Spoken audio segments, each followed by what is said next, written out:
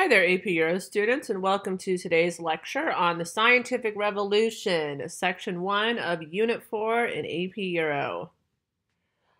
I'm going to cover all the objectives for today's lecture right off the bat instead of dividing them up through many different sections, because there's actually a lot of small sections as opposed to 3 or 4 big ones like we might see in other lectures. So today's objectives, the first one, explain the context in which the scientific revolution and enlightenment developed in Europe. Remember, we always want to understand the context. So what factors were present to allow for the scientific revolution to develop, what influenced it, what were the causes, things like that. We won't be talking about the Enlightenment today, but some of these factors are still going to be relevant to the development of the Enlightenment in the next century. Number 2, explain how understanding of the natural world developed and changed during the scientific revolution and the Enlightenment. And number 3, explain how and why the scientific revolution and Enlightenment challenged the existing European order and understanding of the world. That last one, that last objective there, that's going to be really important. I've seen the AP ask questions directly based on this objective, which is basically how did the scientific revolution challenge the existing European order, traditional sources of knowledge, and things like that. So how did the scientific revolution challenge tradition? Definitely want to pay attention to any examples you see of that objective throughout the lecture. We have about 6 key concepts for this lecture. The first one, the rediscovery of works from ancient Greece and Rome and observation of the natural world changed many Europeans' view of their world. Number 2, new ideas in science based on observation, experimentation, and mathematics challenged classical views of the cosmos, nature, and the human body, although existing traditions of knowledge and the universe continued. And number 3, new ideas and methods in astronomy led individuals, including Copernicus, Galileo, and Newton, to question the authority of the ancients and traditional knowledge and to develop a heliocentric view of the cosmos. Just a few more here. Number 4, anatomical and medical discoveries by physicians, including William Harvey, presented the body as an integrated system, challenging the traditional humoral theory of the body and of disease espoused by Galen.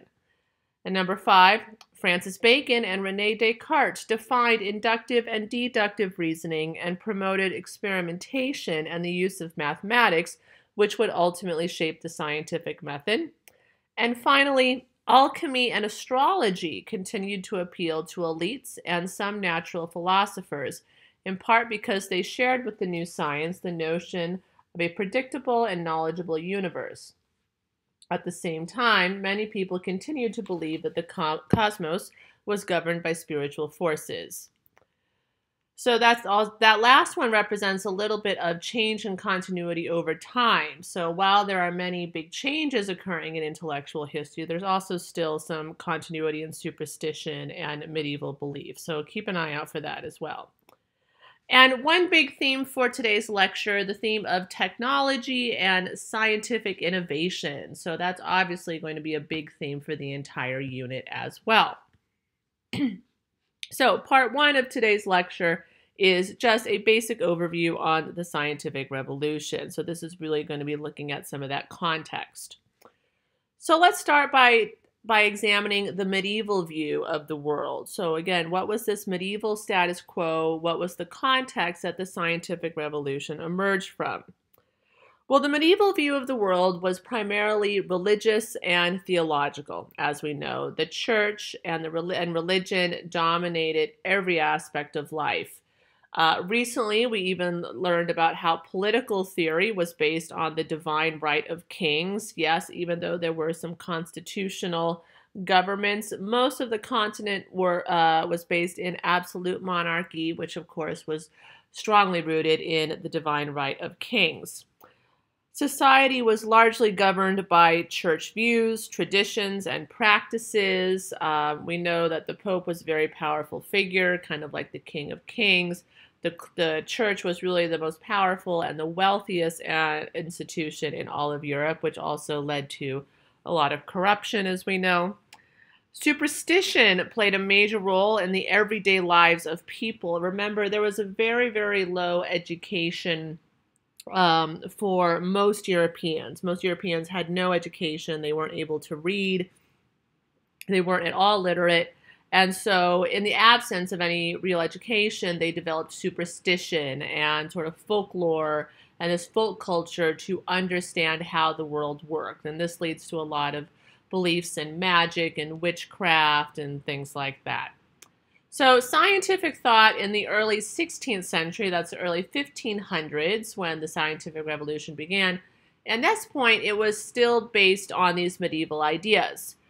Views about the universe were largely influenced by the ancient ideas of Aristotle, who was a famous Greek philosopher who was very influential in the sort of basic ideas of Western civilization, their understanding of the world from the late Greek period onward. Also, the geocentric view held that the Earth was the center of a static and motionless universe. So this is an important starting point here, this idea of the geocentric theory. So geocentric means that as they understood the universe to be that the Earth was the center of the universe. Yes, the Earth was the center of the universe, and the sun revolved around the Earth. So that's what I mean by geocentric. The Earth was at the center.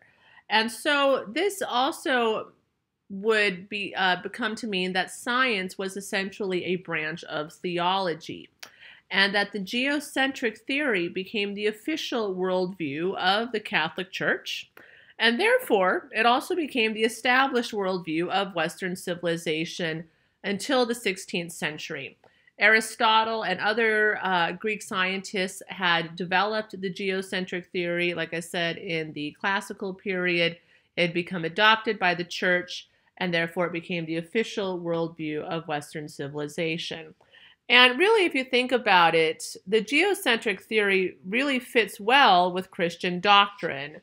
Because if the Earth is the center of the universe and the church is the center of life on Earth, well, then the church is the center of the universe. And it also fits really well into their notions of heaven and hell and how that conceptually works. And these ideas would be reinforced by other medieval scientists and authors for the next 1,000 years, basically, once it was developed by Aristotle. I mean, longer than that, really. We're talking about 1,500 years. This was the established worldview of Western civilization. And of course, as we will learn shortly, it was wrong. So let's look at some of the causes of the scientific revolution. And these are definitely important to note. Be sure you can understand and identify a couple key causes of the scientific revolution. First and foremost, we can see some cause in medieval universities. Medieval universities provided the framework for the scientific revolution, but I will caution you by saying that universities will not play a major role throughout the scientific revolution. I'll talk more on that later, but even though they contribute to it, they don't play a major role once it gets going. So anyways, by 1300, philosophy had become an accepted discipline in the formal universities. And this was in addition to the traditional scholastic curriculum of law, medicine, and theology. So medieval philosophers developed a certain degree of independence from the theologians and had a sense of free inquiry. And were not necessarily as constrained by theological values and ideas. And so leading universities established new professorships in mathematics, in astronomy, and physics. These subjects fell under the discipline of natural philosophy. And in fact, a lot of early science is actually referred to as natural philosophy within the Department of Philosophy. And many of the major scientific figures that we are going to learn about either studied or taught at the universities. So their background and their education will come from their experience in universities, But like I said, the universities will not be very accepting of their eventual discoveries. So again, once the scientific revolution got underway in the 17th and 18th centuries, the universities were not the institutions of research and discovery that we think of them as today. Universities actually remained very traditional, and most of the scientific discovery and research took place in institutions independent of the universities, which we'll talk about later. Moving on to another major cause of the scientific revolution, the Renaissance. So the Renaissance actually stimulated science with the rediscovery of ancient mathematics. The revival of classical works by Renaissance humanists contributed to this new interest in classical philosophy, classical mathematics. So authors such as Galen, Ptolemy, Archimedes, Plato, also Aristotle, who I mentioned a moment ago. These are all classical authors, classical scholars with ideas that helped shape the sort of fundamentals of Western science. These authors were reintroduced to European scholarship, and their ideas were studied by these Renaissance humanists. And humanism was also really important in the development of the scientific revolution, because if you think about it, humanism's emphasis on human capability and the control of nature is very influential to scientific thought, because science is in many ways also very human-centric. And Renaissance artists also contributed to the development of the scientific revolution, especially as they developed new mathematics that were required to create perspective. And they also engaged in the close observation of nature, especially human biology. Like, think of someone like Leonardo da Vinci and how he used geometric perspective to create more realistic paintings, or how he dissected cadavers and studied dead bodies and made all these illustrations. I mean, he basically was like an early scientist in his own way, even though we remember him for his art. And it's also important to note that Renaissance patronage was not just for artists. It was not just for authors. It also could be for scientists. Renaissance patrons were often very interested in sponsoring intellectuals to pursue more scientific endeavors. For example, when we learn about Galileo, his great patron was actually the Medici family. So the Medici didn't just patronize artists like Sandro Botticelli or authors like Pico della Mirandola. They also sponsored scientists like Galileo. Another important contribution to the scientific revolution, another cause, is essentially the age of exploration. So we have medieval universities, we have the Renaissance, and we have the age of exploration. And so the navigational problems on sea voyages in the age of overseas expansion created a need for new scientific advances. So think of like Prince Henry the Navigator and Portugal's School of Navigation, and some of that early technology developed. All of that is ultimately in the scientific tradition as well. New instruments like the telescope, the barometer, the thermometer, the pendulum clock, the microscope, the air pump. These are things that were developed during the course of the scientific revolution that would in turn also support exploration in some ways. One region, especially later on, a place called Gresham College in England, saw scientists working closely with top officials in the Royal Navy and also leading merchants and shipbuilders. So scientific development also would contribute to these international overseas trading empires. And Gresham College became the main center of scientific activity during the first half of the 17th century. This was mostly fueled, like I said, in the sort of the pursuit of overseas expansion and trade and supporting Britain's merchant marine.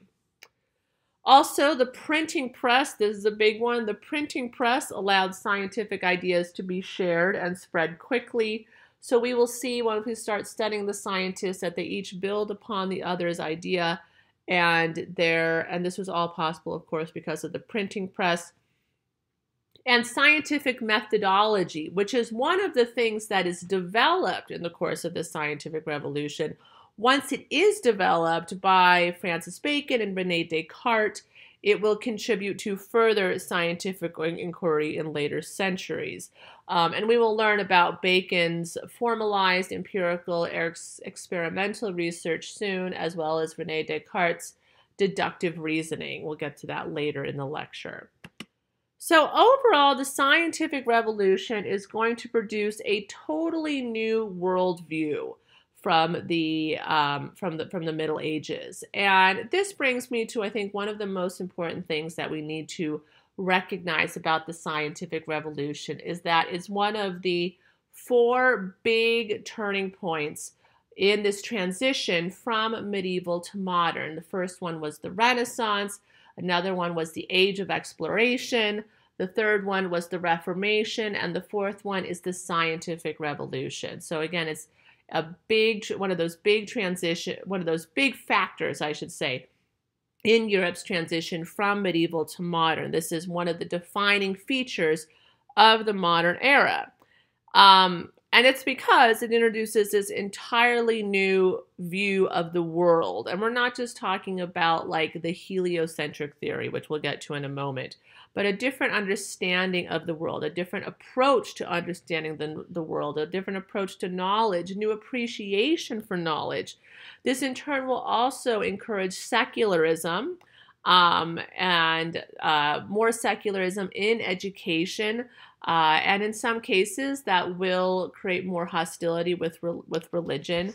But like I said, it really initiates this revolution in learning, and so the scientific revolution will in turn lead to the Enlightenment, which is what our next section will be about. Our next lecture, I should say, or reading.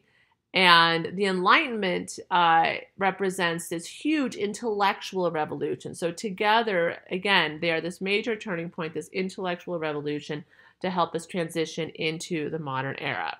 So let's learn a little bit more about how the scientific revolution started. We learned about the causes, but now let's look to see where it actually begins. And it has its origins in astronomy. So the first major name you need to remember about the science in regards to the scientific revolution is our friend Nicholas Copernicus here. So Nicholas Copernicus was a Polish monk and mathematician. So he was a member of the clergy. He was very well educated. He had studied at universities. He had actually read the work of Islamic mathematical scholars. And because he was this accomplished scholar and mathematician, he was commissioned by Pope Paul III to revise the Julian calendar, which is basically the calendar that Western civilization uses. So the calendar needed revision because it had some slight inaccuracies that caused it to lose a little bit of time every year. They were still figuring out things like leap years and stuff like that. So Copernicus spent 24 years ultimately analyzing the astronomy underlying the calendar, and this astronomy was based on the work of ancient Greek astronomers like Aristotle and Ptolemy. And as Copernicus studied the old astronomy and he compared that against his observations, he began to realize that it was wrong and that the whole theory of the universe, this whole geocentric theory of the universe, was absolutely wrong, and that actually it wasn't a geocentric model where the sun revolves around the Earth. It was a heliocentric model, which is that the Earth revolves around the sun. So, like I said, Copernicus will spend 24 years developing what is known as the heliocentric theory, and it will be published finally in his book on the revolutions of heavenly spheres. Now notice that the year of publication for that book is the same year he died, because Copernicus postponed the publication of his book, fearing a backlash by the scientific community at the time. He recognized how how earth-shattering this information was, and he didn't want to be subjected to ridicule or scorn, or worse, maybe even excommunication. So ironically, he actually dedicated the book to Pope Paul, and he did not intend for his theories to challenge the church doctrine. He was trying to say, like, look, I made these discoveries. It's okay. They don't need to challenge the church. Like, let's accept it. But at the same time, he recognized how controversial this would be. So like I said, his main contribution, and really the beginning of the scientific revolution, is this notion of the heliocentric view, the heliocentric theory. Copernicus argued that the Earth revolved around the sun and that the sun was the center of the universe. And he did this by observing that the stars did not move, although the apparent movement of the stars was the result of the Earth's rotation. And so this seemed to suggest that the universe was now enormous. Maybe it was even infinite. I mean, which is true. We still don't know how big the universe is. And his work contained bold, explicit, convincing assertions that suggested that mathematics could verify these astronomical theories. And his ideas directly challenged Ptolemy's 2nd century view of a geocentric universe. And most importantly, heliocentrism seemed to challenge the Bible's book of Genesis, which put forth a geocentric view. Again, it challenged the religious status quo.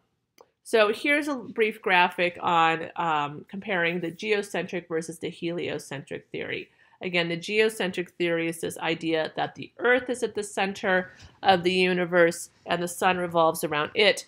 The heliocentric theory is that the sun is in the center and then the Earth revolves around it. And obviously now it's a solar system, not a universe. But for the purpose of this lecture, I think we can understand that oversight in context. So obviously when this was published, it was very controversial. Very provocative, especially among the religious community. So there were mostly negative reactions, I will say. So both Martin Luther and John Calvin, who you might normally consider to be more progressive because of their religious reformation, they actually condemned Copernicus's theory outright. And they pointed to biblical passages that supported the medieval view of geocentrism. Now, the Catholic reaction was initially less forceful, as the church didn't always interpret the Bible literally, but by the beginning of the 17th century, we will see that the Catholic Church takes a firm stance against the Copernican theory and even persecutes those who advance the heliocentric view, such as Galileo. And even Jewish leaders and Jewish communities condemned this idea of the heliocentric theory. So one thing all these groups were able to agree upon was that the heliocentric theory was wrong and it was blasphemous, it was heresy. All right. So one thing that all these religious groups agreed upon in the 16th century was that they hated Copernicus's idea of heliocentrism. But it turns out he was right. All right, let's move on to our next astronomer. This is Tycho Brahe, sometimes called Tycho Brahe. And you can see his exceptional portrait there. This is what I call kind of like the human walrus of the astronomers. Regardless of his sort of walrus tendencies and facial hair, he was Europe's leading astronomer in the late 16th century, so kind of after Copernicus. He was a Danish nobleman, meaning he was from Denmark, very wealthy.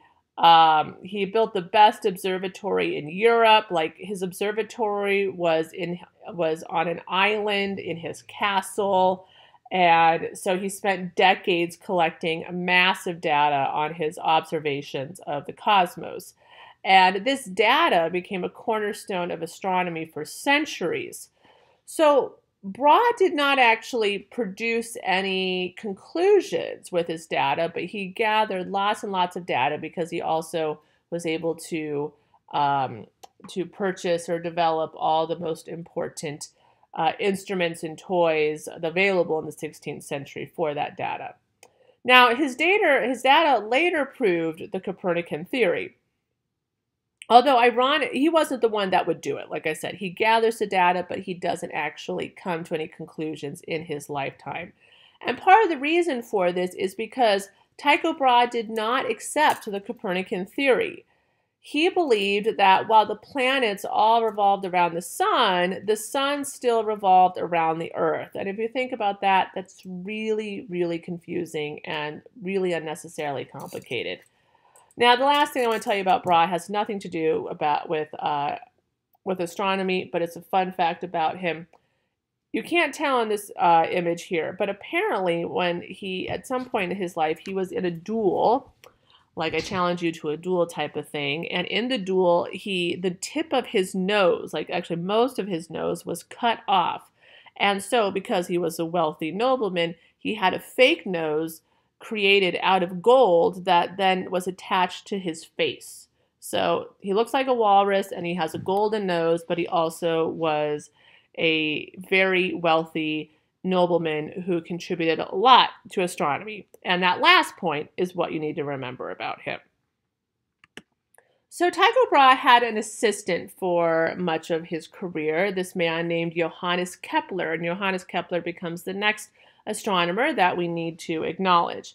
So Kepler is interesting because he was not only an assistant to Brahe, but he also inherited all of Brahe's data and essentially Brahe's role as the imperial mathematician. And he was also one of the first great Protestant scientist of the scientific revolution. Like I said, he was appointed the imperial mathematician of the Holy Roman Empire, despite being a Protestant. But this is one of the things that allowed him to have so much access to Tycho Brahe's data. And by examining the data, Johannes Kepler was able to develop some of the really important fundamentals of modern astronomy. So mathematically, Kepler proved the Copernican theory, and he also developed the 3 laws of planetary motion. Now, I promise you will never be asked to identify the 3 laws of planetary motion in my class. If anything, you need to just understand how Kepler contributed to the development of the scientific revolution. But I did list the 3 laws of planetary motion here for you in case you are interested. The first one is that the orbits of planets are elliptical, not circular. Planets do not move at a uniform speed while in their orbits. And the time it takes for a planet to orbit the sun is directly based on its distance from the sun. So, for example, the closer a planet is to the sun, such as Mercury or Venus, the faster its orbit will be. Now, he did not at the time understand why that is. We will see that Newton later is able to explain this through the law of universal gravitation. But that's another story for a different slide in this lecture. And that brings us to section 3, which is continued developments in astronomy in the 17th century. So like I said, 16th century was all about Copernicus, Tycho Brahe, and Kepler. You want to know who they are and what they developed. And we'll learn about a few more scientists here in the 17th century, starting with Galileo Galilei, one of the most famous. So Galileo Galilei created some really important fundamentals, not only for astronomy, but also like for physics and the general understanding of modern science. For example, he developed the laws of motion. He used the experimental method, which hadn't really been formalized yet in the scientific method that you may be familiar with now, but more or less it was an experimental method with a hypothesis, observation, questions, controlled experiments, things like that. He's famous for his acceleration experiment, where he discovered that gravity was ultimately a universal force that produced uniform acceleration. And he discovered that all falling objects descend with equal velocity regardless of their weight. So this is what ultimately also led him to the law of inertia, another one of the really important laws of motion. And the law of inertia states that an object an object that is in motion remains in motion until it is stopped by some external force. And a lot of these discoveries were made through his work in Florence, in Venice, in Pisa. In fact, the Medici, like I said, were one of his patrons, and that's how he was able to develop all of these theories. He also is famous for being one of the first European scientists to use a telescope. And by using the telescope, he was able to validate the Copernican heliocentric view. He was one of the first to use a telescope as a scientific instrument. He even built a telescope himself. Now, telescopes had been used for navigation, like for maritime exploration and things like that. But he basically took a telescope and instead of pointing it horizontally at the horizon, imagine him slowly pointing it up vertically towards the heavens. And that, of course, revolutionized developments in astronomy. He also was able to demonstrate that the moon and other planets were not perfectly round orbs like a crystal sphere. So the prevailing medieval view is that all of the planets were these perfectly smooth, like crystal balls. And obviously, if you've ever seen a picture of the moon, you would know that it's full of craters and it's kind of uneven and it's imperfect. And he was able to discover that with his telescope. He also discovered the 4 moons of Jupiter, which also refuted the notion that Jupiter was embedded in this impenetrable crystal sphere. So there was also this belief that all the stars were fixed and motionless. Think of it as sort of, oh, yes, Bowie was very excited about that notion. That all the stars were fixed and motionless and they would never move in the sky. Anyways, he disproves that with his telescope and further developments in astronomy. So, of course, Galileo's findings became controversial in Catholic countries, and this is one of the other reasons Galileo is a really well-known astronomer and scientist, not only for his really important discoveries with the laws of motion and the use of the telescope, but also some of the historical context of his life and some of the controversies surrounding it. So while his views were largely supported in Protestant Northern Europe, where, and we'll see in generally, the Protestant Northern countries are much more accepting of scientific inquiry and development, the Catholic countries of Southern Europe were much more resistant, especially once the Counter-Reformation really got going. So, the Catholic Church decided in 1616, again, kind of in the midst of the Catholic Counter-Reformation, that the Copernican theory was heresy, right? That it was antithetical to church teachings. And part of this was because of Galileo's popularity in Italy. So Galileo was writing about the Copernican theory. He was publishing his writings in Italian, not just in Latin, which made it like more accessible to people, and the church didn't like that. So they were like, hey, Galileo, you really need to stop publishing this heresy. And he was like, sure, whatever. And then he kept doing it. So in 1632, he published another book about the Copernican theory called Dialogue Concerning the Two Chief World Systems, in which he wrote about the Copernican system as a mathematical proposition. And this is what really, really got him in trouble. At this point, the church basically arrested him and put him on trial as part of the Roman Inquisition, which, as we know, is part of the larger efforts of the Catholic Counter-Reformation.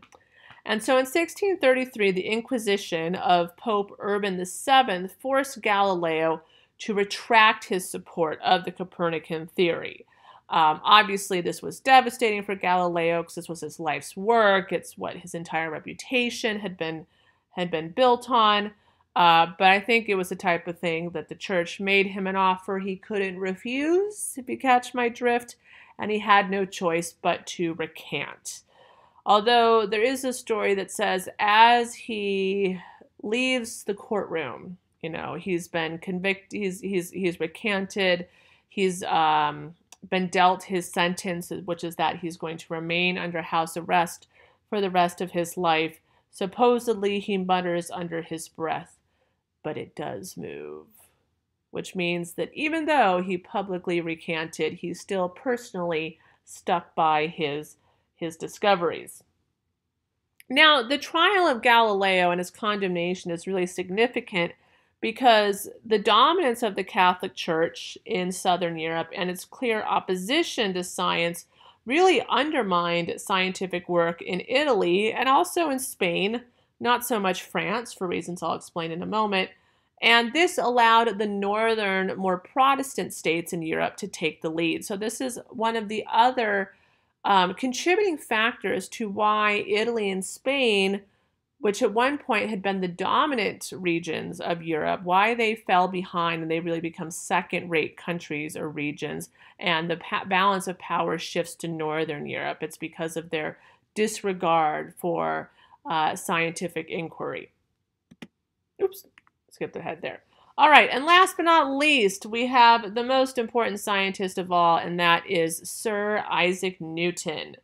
So Isaac Newton is basically going to take all the ideas that we have talked about already, the ideas of Copernicus and Kepler and Galileo, and he's going to synthesize them into one master system, one ultimate idea that makes sense, and he's going to prove it mathematically.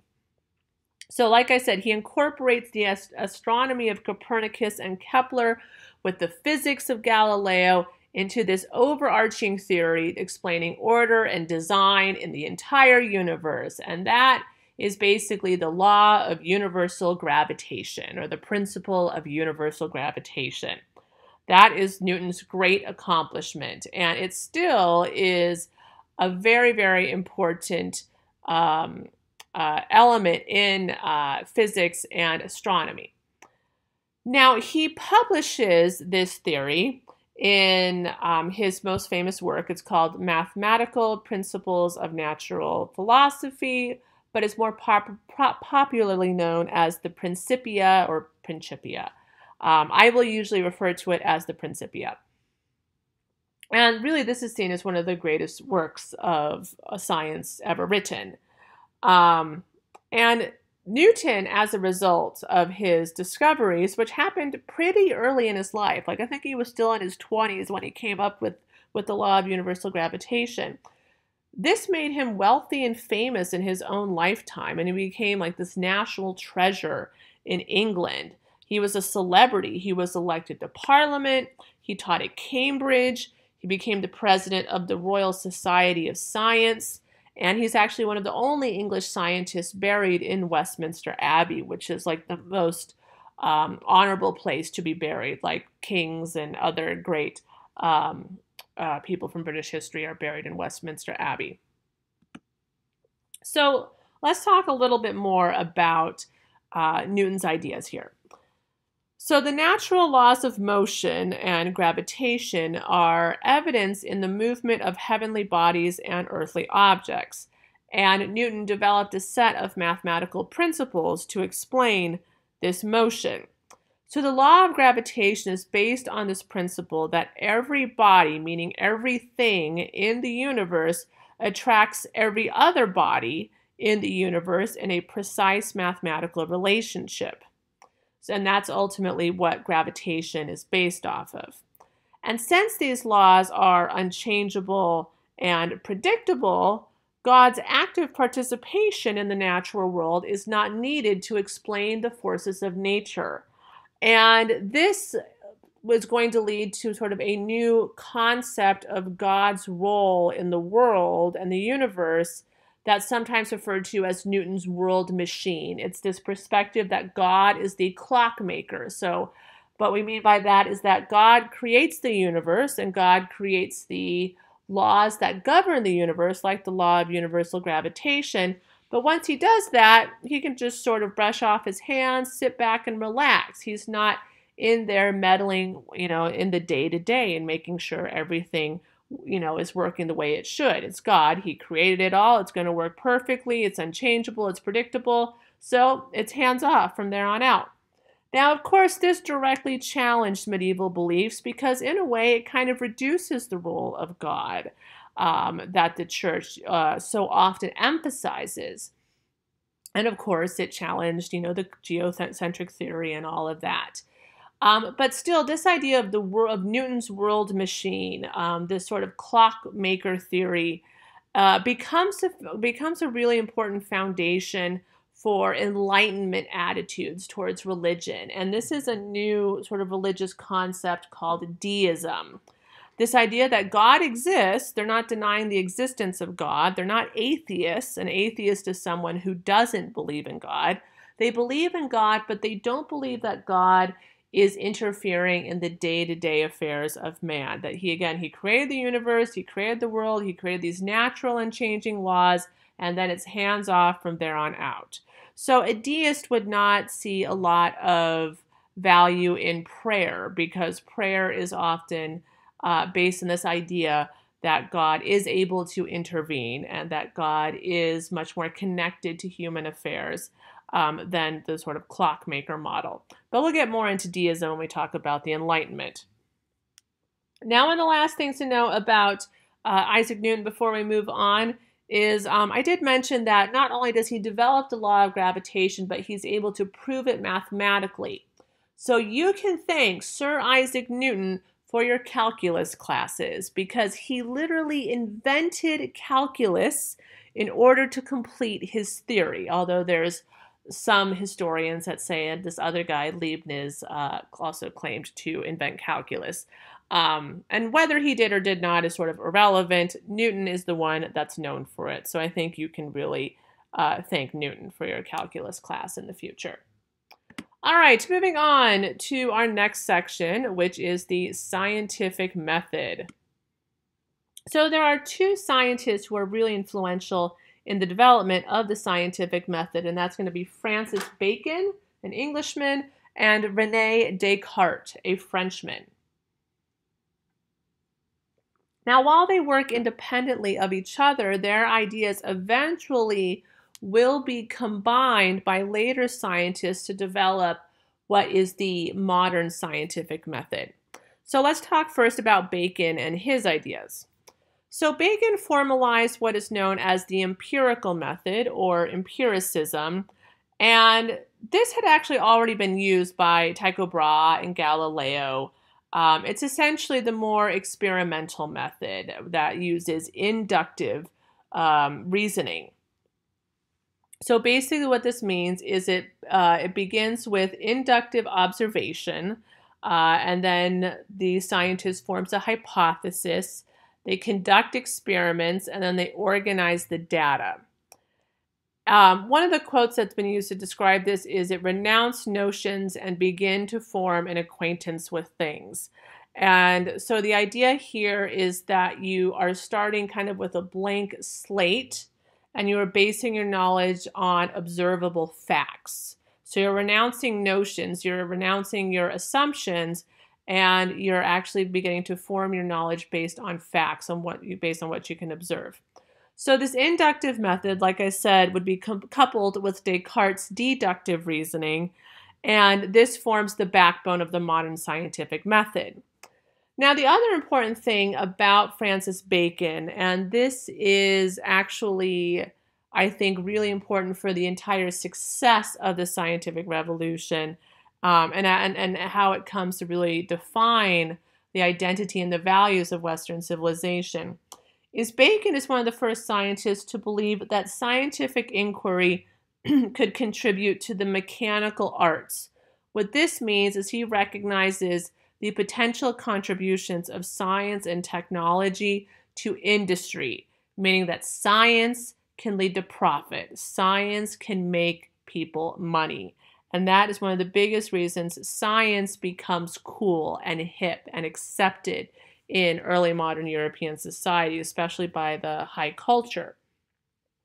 So Bacon believed that science would create devices that could benefit industry and agriculture and trade, and as we know, it does, and that the control and domination of nature became a central proposition of modern science and the technology that accompanied it. And this is what really creates an interest in science in England. So Francis Bacon and then later Isaac Newton are two really important scientists to establish this sort of cultural value for science in England. And as we will see, England does take the lead in a lot of scientific development, and that will eventually lead to its leadership in the Industrial Revolution later on. Excuse me. All right, moving on to Rene Descartes. So Rene Descartes advocated for the use of deductive reasoning. And deductive reasoning is another sort of scientific approach. And it's based on this idea he has, this famous quote where it basically, he says, "I think, therefore I am." So he basically believed that science must start with clear and incontrovertible facts, and proof depended on logic alone.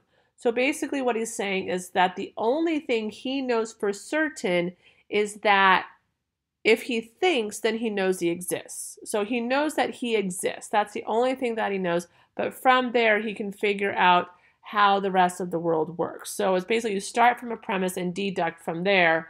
So the way I like to think of this compared to inductive reasoning is inductive reasoning is you start from a blank slate, like from the ground, and you work your way up to a conclusion.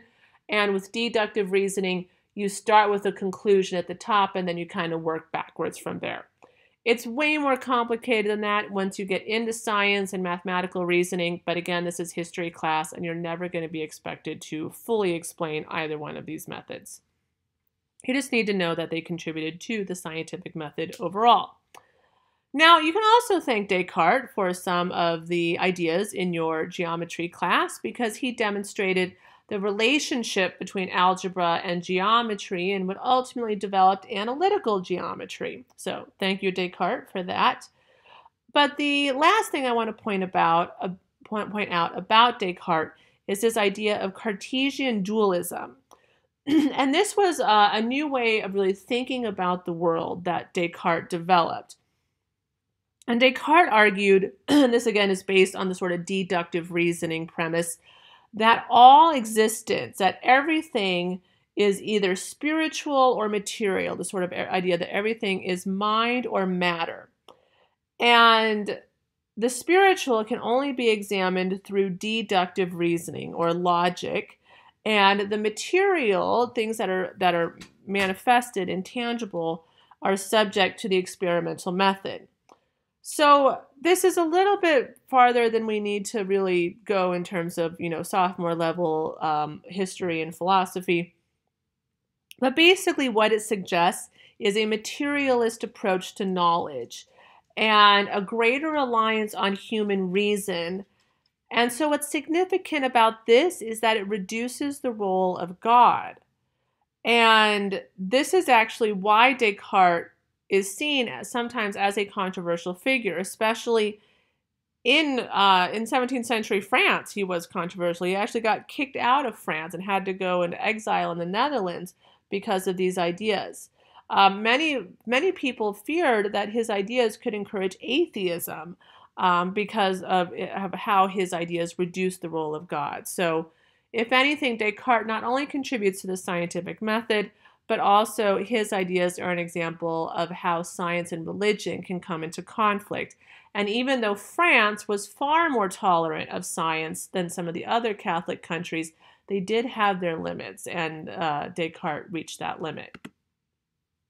So like I said, Descartes and Bacon together are known for the scientific method. Like I said, it's not like they got together and figured it out, but over time their theories would be applied to develop the modern scientific method, as you can see here, and you have probably utilized this method many times in your science classes. So at this point in the lecture, we're kind of getting an end to the most important scientists that you need to know. We'll talk a little bit more about some developments in biology and medicine, but none of that is really significant. The people you need to remember are the ones you see in front of you. And there's this little moniker you can use to help remember these scientists, the critical scientists of the scientific revolution. So what you can say is that cops bring kids great big donuts now. And that's sort of an odd pairing, but if you come up with a better one, let me know. But it does help you remember the order of the most important scientists. So Copernicus, Brahe, Kepler, Galileo, Bacon, Descartes, Newton. Cops bring kids great big donuts now. Copernicus, Brahe, Kepler, Galileo, Bacon, Descartes, and Newton. That's who you need to remember. Who they are, what they did, why they're important, all of that. So moving on to our next section, which is on anatomy, physiology, and biology. These scientists, while significant, are not nearly as important, and that's because Europe is still pretty far away from any real development in modern medicine. We're not going to see any real developments until the late 19th, early 20th century. So this is really just a basic understanding of the human body that we're looking at now. Okay, so again, to understand the context, we need to look at the status quo, the old biology that had been developed in the late classical period by a scientist called Galen, an ancient Greek scientist named Galen. And so scientists had begun challenging these old Greco-Roman medical theories of health and disease, mostly created by this Greco-Roman physician, Galen. Galen was very influential in classical era anatomy, physiology, and disease, but he also was wrong about almost everything. And one of the reasons he was wrong is because he relied on animal dissection. He wasn't allowed to dissect humans. And so while he was able to dissect other mammals, there's obviously going to be some very important differences between human anatomy and animal anatomy, which contributed to these errors. So, for example, one of the sort of medical and biological ideas that Galen is famous for is this concept of the four humors theory. So the four humors is this idea that each person, that every human has four fluids or liquids in their body: blood, phlegm, black bile, and yellow bile. And these are the basis for human health. So the idea is that these fluids needed to be in balance. And if they were out of balance, that's what caused physical ailments. That's what caused health problems. So, for example, this is why bloodletting was a really common method throughout medieval Europe to place the humors back into proper balance. So bloodletting was common, or purging, or drinking urine, or some types of medicinal herbs. And there were also many other superstitions and unreliable methods used that were based around this really, really inaccurate theory about how the human body worked. But still, this was the status quo for well over 1,000 years. So one of the first scientists to challenge this idea is a man known as Paracelsus. Paracelsus was a Swiss physician and alchemist. We'll talk about alchemy here in a little bit. And he is associated with the diagnosis and treatment of disease. That's what he's really famous for. He rejected the work of classical scientists like Aristotle and Galen. He recognized that their ideas were totally wrong. And he was also very critical of any universities in Europe that promoted their ideas, which was pretty much all of them. So he was kind of like a renegade scientist in that way. He was also a pioneer in the experimental method of medicine, which is a little bit risky, obviously, but still led to some really important breakthroughs in humans' understanding of disease. So basically, he experimented with the use of various chemicals and drugs to deal with medical issues that he saw as chemical imbalances rather than humoral imbalances. So therefore, he came up with the conclusion that disease was caused by chemical imbalances in specific organs. And so if disease is caused by a chemical imbalance, not a humoral imbalance like Galen would say, if it's caused by a chemical imbalance, it could be cured with a chemical remedy. And so this is really what he's most famous for. It's this idea that chemical remedies, or essentially drugs, could be used to cure disease, which is how we more or less treat disease today. But his opponents were really critical to this method, especially his experimentation. And he actually earned the nickname the homicide physician because throughout his experiments, you can imagine that not all of them were successful. But regardless, he is still considered the father of modern medicine due to his concept of disease and his recognition of these new drugs. He's also very influential in the development of homeopathy and holistic medicine, and this is because a lot of his experimentation, a lot of his research came from folk medicine and folk culture, which was largely shunned by the universities, but did probably have more value in the long run. Another scientist in this vein is Andreas Vesalius, and Andreas Vesalius was a Flemish physician. He is seen as the founder of modern biological science and anatomy. So he's not so much known for his contributions to medicine, but his contributions for understanding modern biology and human anatomy. His book, The Structure of the Human Body, renewed and modernized the study of human anatomy. It included about 200 detailed drawings that really ushered in a revolution in the understanding of the human body. And none of this really would have been possible without the artistic advancements of the Renaissance and, of course, the printing press, which allowed this to be circulated.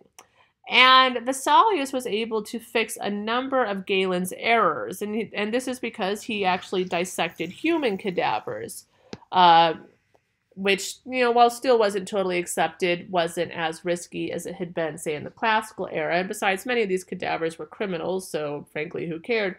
And dissecting these cadavers allowed him to achieve stunning detail in his drawings. He was also one of the first scientists to assemble a human skeleton, which of course helped contributed to his understanding of the human body. Lastly in this category, or not quite lastly, second to last, we have William Harvey, who was the English royal physician. And William Harvey essentially solved the riddle on how blood circulated in humans. Now, Galen, the old Greek scientist, had thought that there were two separate circulatory systems for blood in the human body, which is obviously wrong. But Harvey was able to determine there was one singular system where blood was pumped by the heart and circulated throughout the body via veins and arteries. And these ideas of his were published in his book on the movement of the heart and the blood. And then lastly in this category, now we have Anton van Lewin Oak. And he is Dutch because I have no idea how to pronounce that last name there. And he's essentially the father of microscopy. And he developed some of the first microscopes used in biological science. And you will see, if you look up pictures of it, you can kind of see it there in the illustration. His microscope looks nothing like a modern microscope, but the premise is still the same. And so he was the first to see and write about bacteria, yeast plants, and living organisms in a drop of water, and also the circulation of blood corpuscles in capillaries. So obviously this adds a lot to the discoveries of Harvey and Vesalius. And one trend I hope you're starting to pick up on, which we saw both in astronomy and we're seeing now in biology, is how scientists are able to build upon the work of their predecessors. And of course, that is made possible due to the printing press. All right, moving on to section 6. And this section is about some pseudosciences, alchemy and astrology. And you may be asking yourself, like, why are these topics in the lecture on the scientific revolution? But they actually are still relevant. This is something the College Board wants us to understand in the context of the more legitimate science that is developing, because I do think it helps us understand change as well as continuity within the scientific revolution. So alchemy and astrology continued to appeal to elites and to some natural philosophers in part because they shared with the new science the notion of a predictable and knowable universe. Keep in mind that these scientists are ultimately motivated by the desire to understand and dominate nature, and astronomy and alchemy were seen as ways at that point of understanding and dominating nature as well. So alchemy, which more or less is the process of trying to turn lead and other objects into gold, alchemy was the medieval frontrunner of modern chemistry as it dealt with the supposed transformation of matter. Like I said, it's really about converting base metals like lead into gold or finding a universal elixir that could restore one's youth. But while it sort of delved into chemical principles, it has no real basis in chemistry. Although if we go back to this image here, this is the alchemic table of symbols. You can see it might look a lot like the periodic table of elements. Yes, Bowie, thank you. And that's not an accident. It's not an accident, as you can see. Okay. However, alchemy will kind of fade out from popularity, same with astrology. By the time we get to the later 17th and 18th centuries, there's really no clear line between alchemy and the more legitimate chemistry that begins to develop. But even some of the famous scientists we have already studied in this lecture, we have already learned about, they dabbled in both legitimate science and also some of this crazy pseudoscience, like Paracelsus mixed magic as well as valid science in a way that ultimately defied modern scientific practice. Another person we haven't talked about, Galileo Cardano, who actually was a pioneer of algebra, again, you can thank him for your algebra class, also subscribed to alchemy. And both Brahe and his protege Kepler believed in alchemy, and Brahe even had an entire laboratory dedicated to alchemy in his study. And even the most brilliant of them all, Isaac Newton, believed in many of the principles in alchemy as he devised his theory of universal gravitation. He devoted more time to writing about alchemy than either optics or physics, which we know become actually legitimate branches of science later on. Now, astrology was also really popular, especially in the 16th and 17th centuries.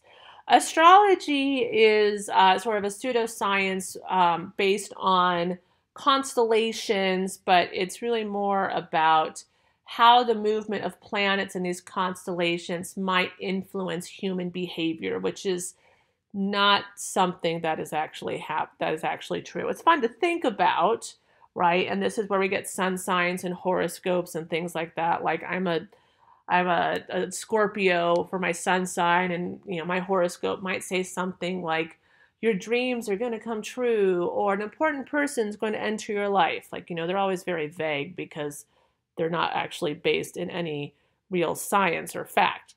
But anyways, astrology is still somewhat popular today, and it was really popular in the 17th century. So, for example, prominent leaders like Queen Elizabeth of England often had paid court astrologers to forecast their future.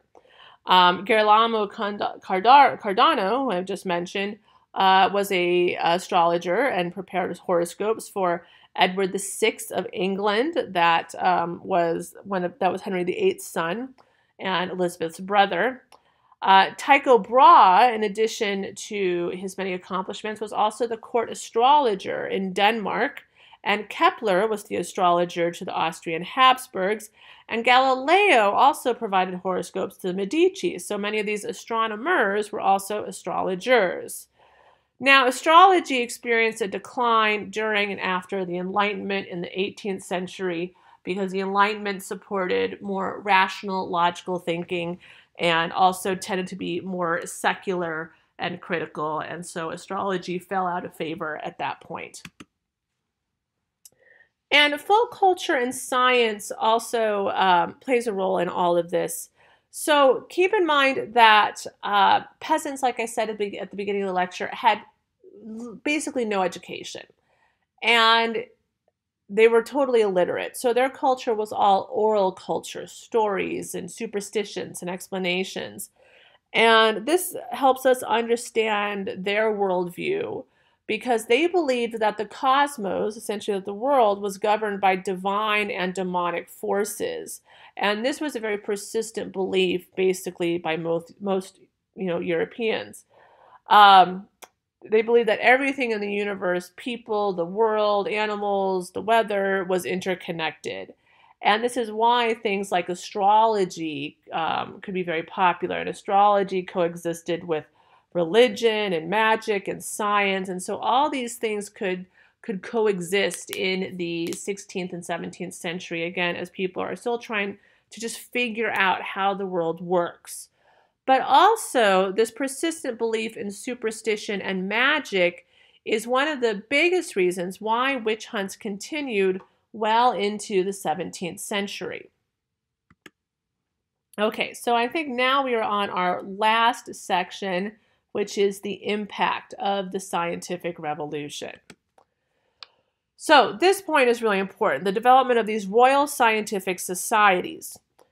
So like I said earlier in the lecture, universities will not be the center of the scientific revolution. They will contribute to the start of it, but this is not where most scientific learning takes place. It's actually going to occur in scientific societies. So what are these scientific societies? Basically, governments and monarchs encourage scientific inquiry as a means to further the prestige of the state and remain at the cutting edge of technology. So science is embraced by the governments, it's embraced by the elites, and it's supported by them. And this led to the creation of scientific societies. And these scientific societies, these were formal groups of scientists that could communicate with each other, either within a country or internationally. And this helped to develop this international scientific community, which really allowed for the sharing and the dissemination of scientific knowledge. Like I said, these scientific societies could be based in a country, or they could be across multiple countries. They often had connections all across the continent. The most famous was the Royal Society in England. So this was the official scientific society of England. It was sponsored by the government. It was the most famous. It was the most prestigious, founded in the mid-17th century. And so if you think of that date, 1660, you'll notice it's right after like the interregnum and the English Civil War. And it was actually, and those events actually encouraged the formation of this Royal Society in a way, because the founders of the Royal Society were men who wanted to pursue an experimental science that would be independent of the radical reforms of church and state. And Newton and Bacon's popularity, but especially Newton's popularity, really bolstered support for this Royal Society in England. Now, there were other Royal Societies throughout Europe. They became pretty common, in fact, in Naples, in France. Louis XIV was actually a huge supporter of science. German princes like Frederick I and also Peter the Great adopted science and established his own scientific academy as part of his process of westernization. And so state support of science became increasingly common. However, this could also limit what scientists pursued and studied. The Royal Society in England probably had the most freedom in regards to what they studied, but still, if the government sponsored the society and they were paying the scientists, they could dictate what the scientists were allowed to study. In addition to all of this, scientific journals, the creation and the spread of scientific journals were crucial to circulating scientific knowledge within these societies, between different scientists. So again, the printing press is playing a huge role in the spread of knowledge and playing a huge role in this intellectual revolution. Now, in regards to the impact of the scientific revolution on society, so this slide and the next one are really about the effects. So we talked about the causes, Here are the effects, the results of the scientific revolution. It will lead directly to the Enlightenment. We'll talk about that in our next topic in this unit. That's the Enlightenment. But basically, we're taking the same sort of logic and rational thinking used in science and applying it to human society. And that's what the Enlightenment is all about. It will also lead to improvements in exploration and overseas expansion and trade and these maritime empires. For example, John Harrison's chronometer gave mariners the ability to easily determine longitude by the late 18th century. Also, the spirit of experimentation helped to accelerate the agricultural revolution near the turn of the 18th century. And scientific method and inquiry were applied to trade and industry in the 18th century after the agricultural revolution. And this would influence the development of the Industrial Revolution. So these are going to be some of the biggest changes in human history, the Agricultural Revolution and the Industrial Revolution. Improvements in medical knowledge helps to improve the quality of life later, and I do mean much later. Like I said, there really is no significant medical discovery or development until the later 19th and 20th centuries. And this next bullet point is important. I've seen the AP ask about this before, that the development and popularity of science reduced the support for witch hunts by discrediting superstition and witchcraft as fallacies. So the scientific revolution actually contributed to the decline of witch hunts across Europe. Women's contribution and participation in science was very limited, unfortunately. If women did participate, it was usually because they were the wives or daughters of established scientists, and they were able to assist with research or assist in labs, but they did not receive any of the same credit as their male relatives. And if women wanted to pursue any type of scientific education, they could only do so through private tutors. So that also determined that only very wealthy, well-connected women with supportive male relatives would be able to have access to those tutors. So again, very, very few women at all across Europe. But the last point here, I think, is one of the most important points for understanding essentially why science becomes so successful. And it's the fact that science is embraced by the high culture of Europe. Merchants and gentry and the bourgeoisie, but also the nobility and the governments and kings and queens are attracted to science because it can exploit resources for profit. Science leads to profit. Science makes money. And that, more than anything, is what makes science cool. It's what makes science mainstream in this high culture of Europe. It's what integrates science as a key component of Western identity in the modern era. And last but not least, science does have some important effects on religion. And so we'll talk about this more as we continue to learn about Unit 4, but a few key points that we can finish up with today. So science and religion were not in acute conflict until the 19th and 20th century. Yes, there is still some conflict. Yes, there is still disagreement. But actually, the worst conflict doesn't come until the 19th century with the discovery, with Darwin's theory of evolution. That's what causes even more controversy than what we see now. There were some attempts in the 17th and 18th centuries to secularize science.